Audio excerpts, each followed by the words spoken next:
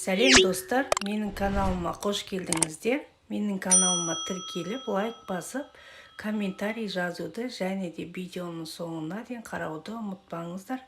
Бүгінгі жасайтын салатым сәбіз салат. Сәбіз салат жасау үшін бізге сәбіз, чеснок және приправа, уксустар керек. Ең алдымен сәбізімізді осылай теркадан өткізіп аламыз. Сәбізімізді әдемі сәбіз таңдаймыз. Үлкен-үлкен, ұзынша етіп, қызылдау светінен, сарғыштау светінен әдемісінен таңдау керек. Сол кезде сәбізіміз әдемі болып шығады. Енді сәбізімізді теркадан өткізіп алып, енді 2 чесногымызды өткіземіз. Достар, мен описанияға астыңғы бөліміне жазып кетемін, неше штуктан салғанымды. Дәл осылай жасап көріңіздер. Өте әдемі, дәмі керемет салат болып шығады. Енді чесногымызды теркадан өткізіп алдық. Енді базарда сатылатын чим-чимнің приправасын қосамыз. Дәл осылай осы приправаны қосамыз. Өте керемет, ерекше дәм береді. Сіздер де жасап көріңіздер. Енді 1 қасық тұз және де 2 қасық шекерімізді саламыз.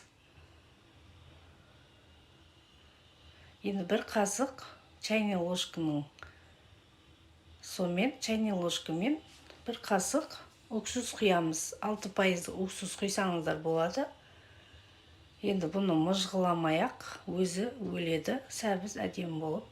Енді табамызға майымызды қыздырып алып, пиязымыз салып, пиязды қызарғанша майымызды қыздырып аламыз.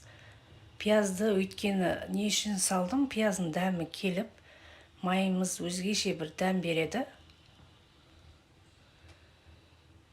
Енді осы майды салатымыздың үстіне құйып жібереміз. Ыстықтай құямыз. Енді бетіне петрушка бар болса, петрушка салып жіберіңіздер. Бетіне салып, осылай араластырып, бір 5-6 сағатқа бұқтырып қоямыз. Сосын алып жей беруге болады.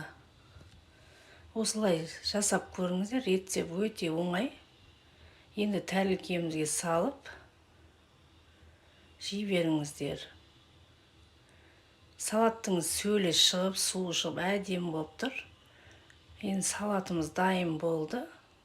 Салатымыздың да светі, түрі өте керемет болған. Дәмі де одан есе керемет. Сіздер де жасап көріңіздер.